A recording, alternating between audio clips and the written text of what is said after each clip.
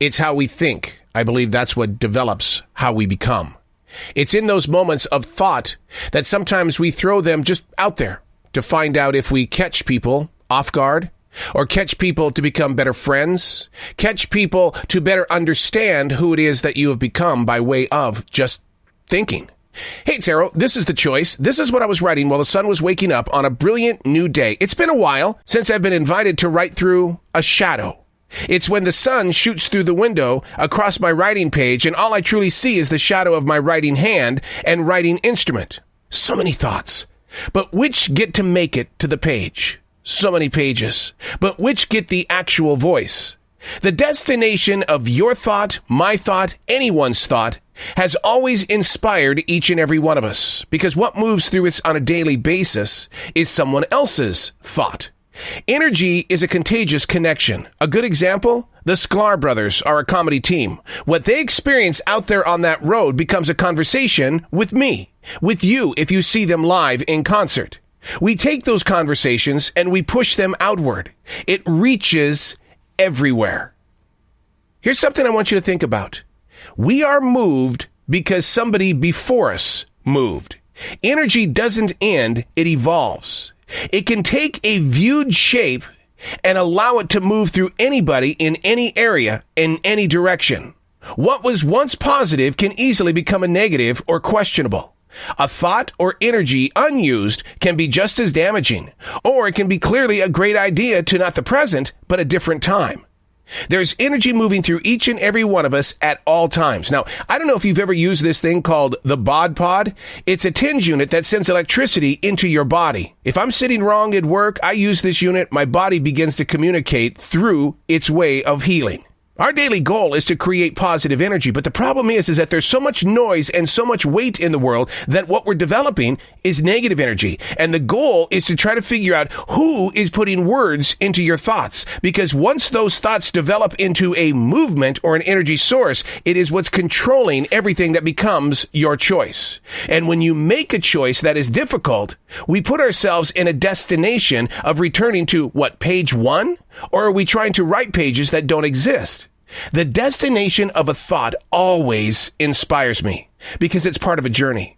But if we waste our time tearing apart a simple thought to locate its reason and roots, we'll never reach the destination of how it was or why the thought even took over us.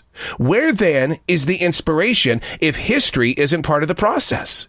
It's history moving forward. How we react, how we build upon, and how we keep passing these things that really don't exist is an energy that puts us in a place that we can see and or need, which requires speed, a wishful thought, and a willing way. But too often we get energy and we want to keep it for ourselves. It jumps inside each and every one of us and we try to live off from it. Seriously, we treat energy like food. It's mind candy. And when we keep it inside of ourselves, I'm going to be honest with you, we're letting other people go hungry. Allowing energy to move through you is a gift, not a requirement. The universe doesn't hang banners across the highway saying, hey, I'm going to share with you today. The universe is allowing you to borrow what is in that moment of thought, what is inside that energy, and it's letting you say, look, read it and pass it forward. Let it grow outward from each and every one of us. Speak to it and be inspired by it. The energy is not a commitment. It is something that moves through you so that people will understand how you got where you are. They will understand that this is a lifelong journey and a willingness to learn more. And you should be telling yourself, I need to be taught every day. I will not lose. I will gain. I will not suffer. I will heal.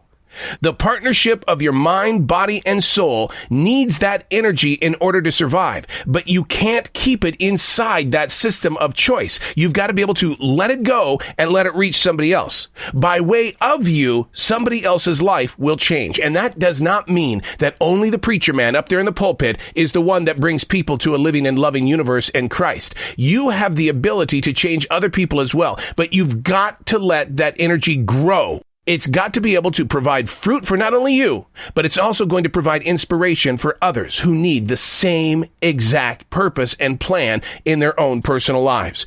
Bad energy, how do you deal with that, right? Well, what you can do is put your thoughts on what is necessary. Necessary is living in the moment, being mindful of the present. What is necessary in your life? And I will ask this very deeply. Are you grateful for the things that you believe are necessary in this moment? Learning to understand awareness is going to put you in a better place of growth. And when you're growing, there's inspiration, not just for you, but those that are walking by that you will never know. Because through your body language, there is always a message. Energy. I'm Arrow, and that's what I was writing while the sun was waking up on a brilliant new day.